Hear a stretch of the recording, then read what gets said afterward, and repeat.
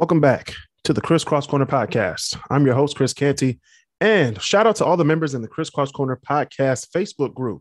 Join the group every week to join the conversation.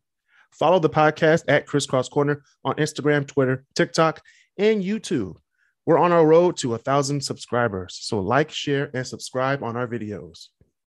Follow and subscribe to the podcast on Apple Podcasts, Spotify, Anchor, Facebook, Twitter, Instagram, Twitch, and TikTok.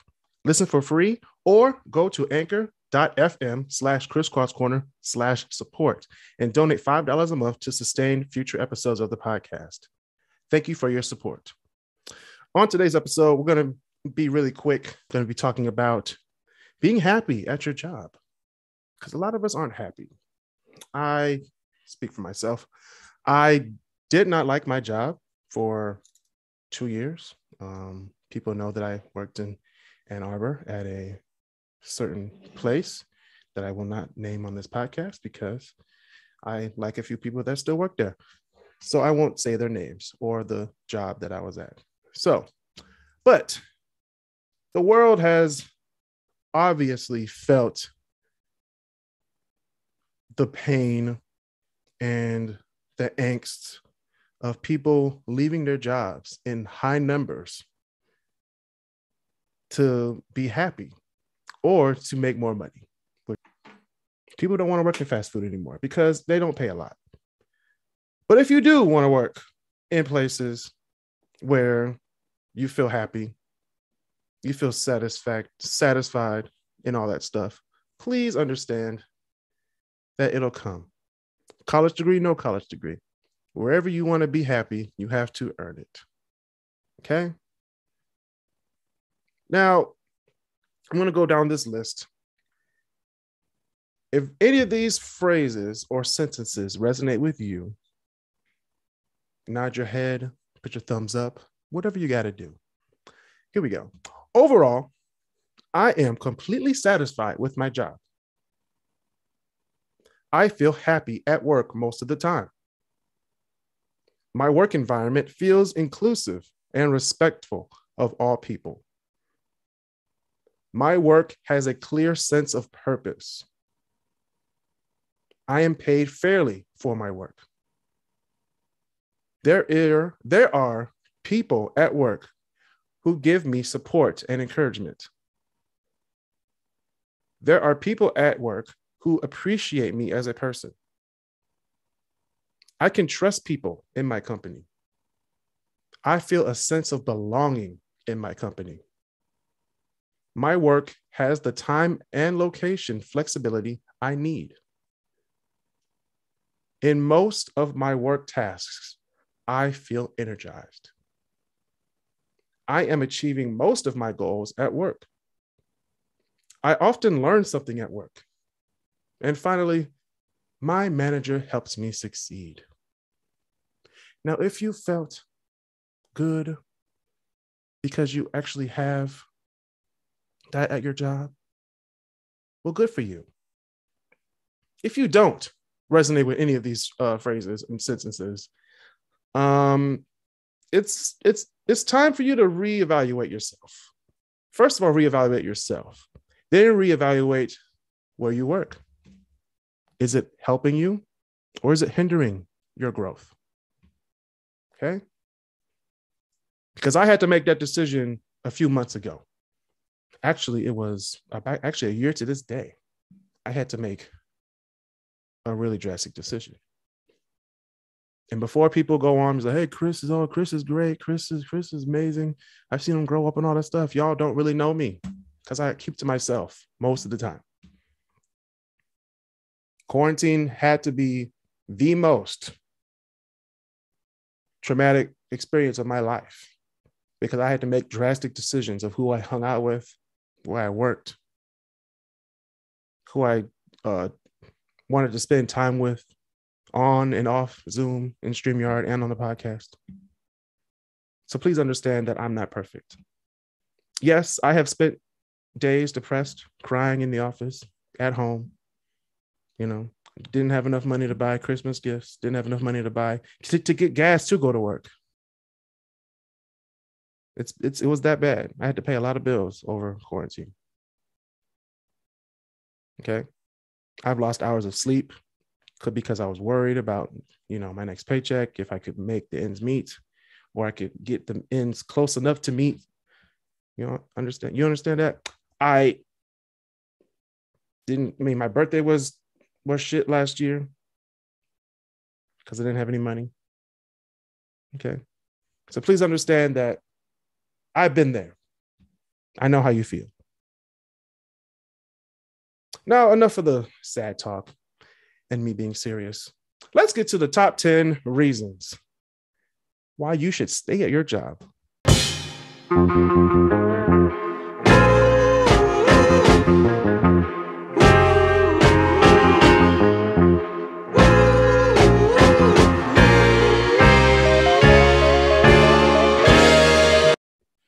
Now, before we get into this list, if you want to give me an idea for a top 10 list, please go to anchor.fm/crisscrosscorner/support.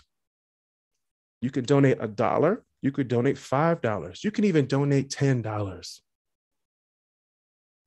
Help me out for the podcast, y'all. $10 a month, $5 a month, $1 a month. Come on, y'all. You will remain anonymous.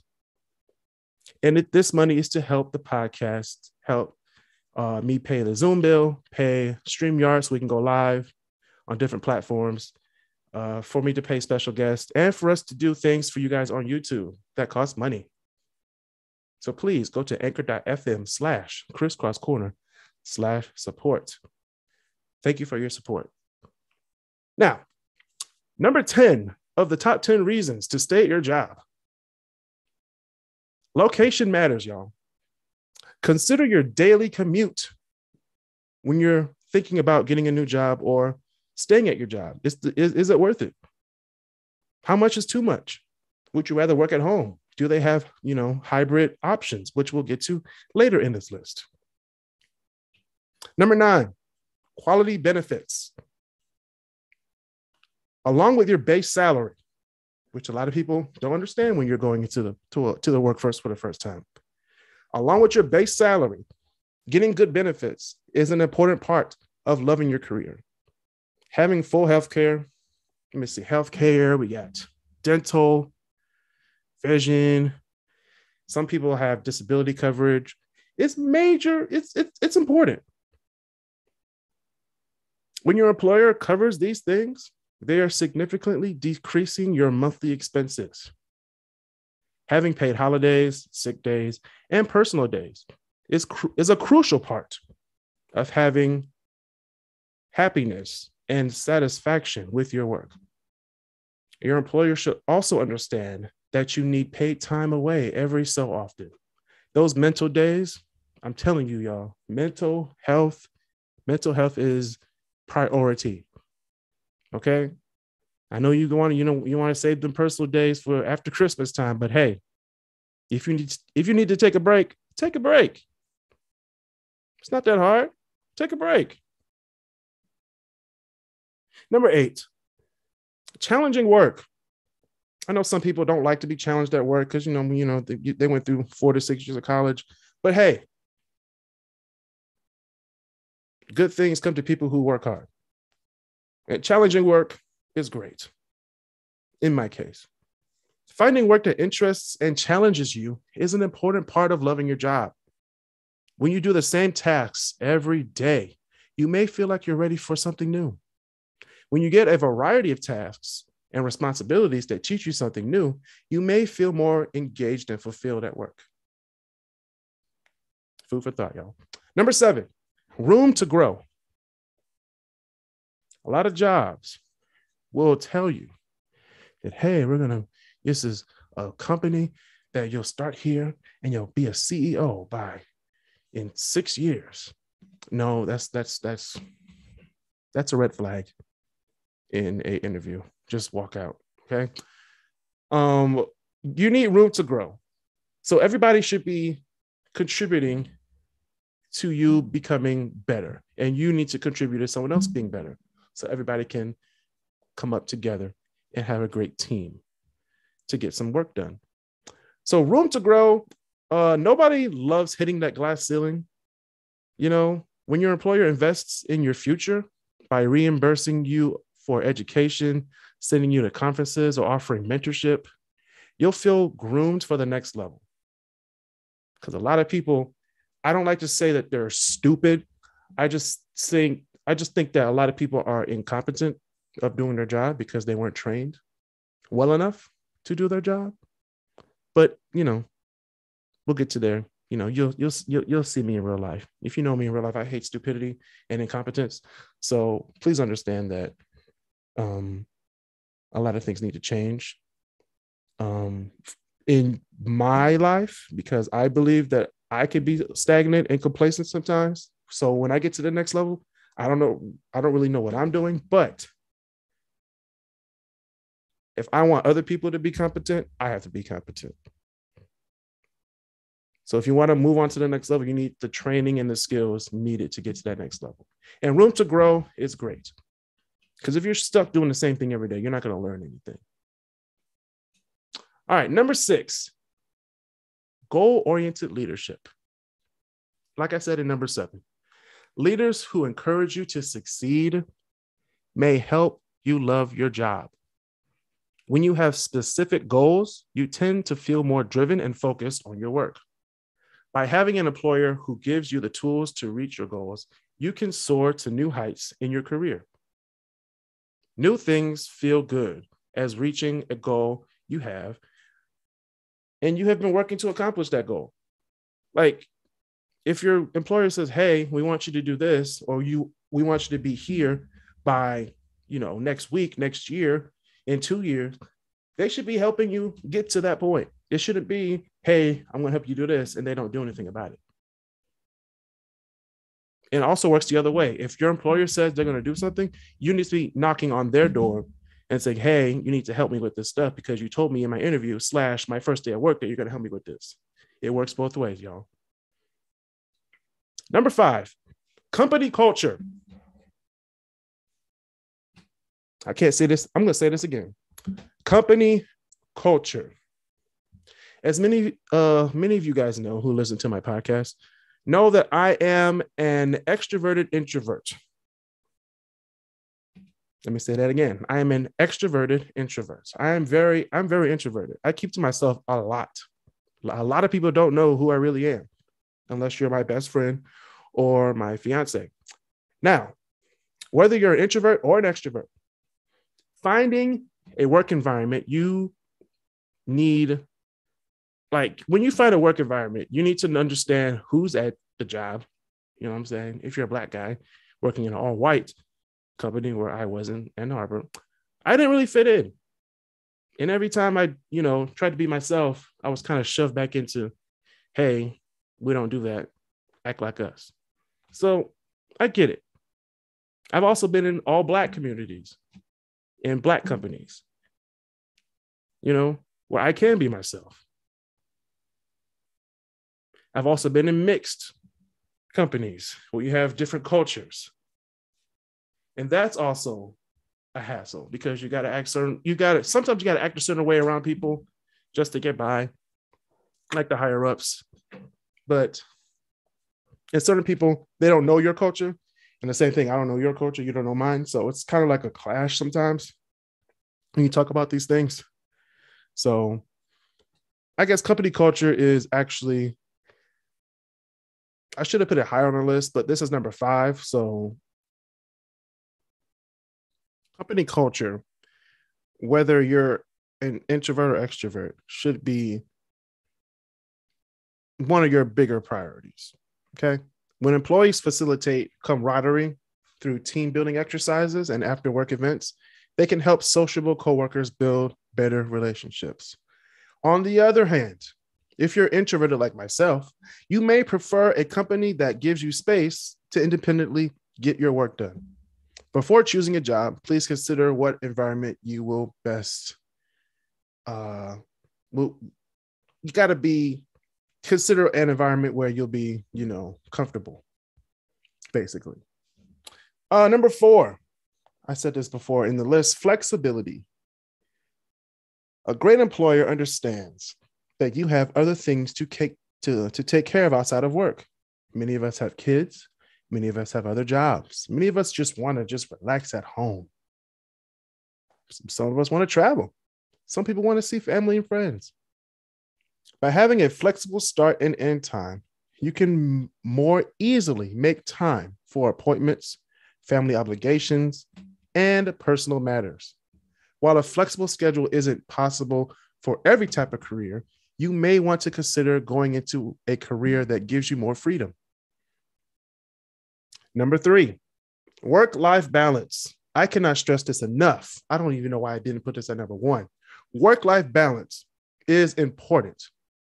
People tend to love a job that's easy to balance with their personal life. When you can unplug from work, you can get a chance to recharge and unwind. Now, when I say unplug from work, I do not mean, hey, I'm off of work, but you can still email me and text me when I'm not at work. I don't want to hear from you ever, at all. After 5 o'clock, I don't even want to hear a ding on my phone from work at all. No emails, no phone calls. Don't bump into me at the supermarket. I don't want to see you. Okay? Professionals who are always checking their email or answering their phone calls on their personal time tend to experience burnout. Okay? When people get burned out at work, they don't produce good results. And they're not really good to be around. Okay? When you have the chance to spend time with family and friends and pursue hobbies, you'll feel ready to face a new work day. So please understand that a work-life balance is crucial. Number 2, an open door policy. Now, a lot of leaders and CEOs, managers, they just like to be bossy. Because I hate the word boss because, yeah, he's my boss. She's my boss. I hate boss. Boss is kind of has a bad connotation. Say, yeah, do this, do that, do that. They're not really, helping you out. So when I go to a job, I'll be like, yeah, that's my manager. That's our leader. That's our director. But most of them have open door policies. All the companies I've worked at, I've been blessed to have experiences like that. Working in an environment where you can freely share your ideas is a really great feeling, y'all. When you feel like your employee and your employers hear and see you, you feel valued. And this goes both ways. Like if you're a CEO, if you're a manager, if you're a leader, and you can express your ideas freely to your coworkers and your subordinates, that's a great feeling. And it goes the other way too. If you could talk to your CEO, your manager the same way, and we all work together to get a goal done, it's amazing. All right. So that's what I really like about working in the workforce is when you have a great work-life balance, you have an open door policy, and everybody knows what number 1 is going to be. Number 1, remember in the beginning of the show when I was talking about Taco Bell and people didn't get paid what they're supposed to be getting paid. Just to preface what I'm about to say, I'm not for $15, $20 a year, an hour for fast food workers. I don't believe that they deserve $15 an hour or $20 an hour. Now, if you want to turn off the podcast right now because you're mad and you're triggered, please don't do so, because everybody has experienced the Wendy's on Grand River and Southfield Freeway. Now, when I tell you that every time I go past this Wendy's, I get very angry. I went to the drive-through line at, I think it was like almost midnight. I ordered a double cheeseburger. The number, I think it's the number 1. It's a double. I say no mayonnaise and no pickles and no mustard because I hate sauces on on my burgers. I get my burger. I was in a rush. I was hungry. Grabbed it, went all the way home. This is when I was living in Detroit. Went all the way home to eat my burger. I opened the burger. Take a bite. You know what the first thing I taste? Freaking mustard and mayonnaise. I was mad. I was furious. Same thing with White Castle. If I say no pickles, I mean no pickles. Don't put pickles on my sandwich. I do believe that they deserve a higher rate and pay. So 15 might be okay, but $20 an hour, y'all pushing it. If y'all can't listen to me say no pickles. Just saying. And with inflation the inflation going up, people need to be getting paid regardless, like higher, like just pay them more. Rent's going up. Getting a mortgage is tough. These housing prices ain't playing. We might do another episode when we look at Zillow on the Great Debaters, just to see how rich people are and how pitiful we are. But it's okay. Number one, I'm trying not to talk about this one. Number one is fair pay. If you're paid well, I can't even talk. If you're paid well, oh boy, if you're getting that cha-ching, if you're getting that green, if you're getting that lettuce, you're getting the bag. When you're paid fairly, when you are fairly compensated for your work, you feel more valued by your employer. Good employers understand the importance of giving their employees regular raises and, if applicable, bonuses, holiday bonuses, summer bonuses. Oh boy. Okay. When you take on more responsibility on your job, if you have the opportunity to take on more responsibility, you should get paid and compensated for that. Always know your worth when you're at a job. Don't let your employer take advantage of you. And if they are taking advantage of you, it's best you talk to them about that. And if they still don't budge, it's time for you to get a new job. But before you get a new job, please understand that this job market is ruthless, okay? Always have a plan B, plan A, plan B, plan C. Because if you quit your job and there ain't no other jobs, now you're broke and on the street and have to work at Taco Bell. Anyway, that has been another edition of the Crisscross Corner. Please subscribe to the podcast on Apple Podcasts, Spotify, Anchor, Facebook, Twitter, Instagram, Twitch, and TikTok. Stay safe, social distance, and be nice to each other.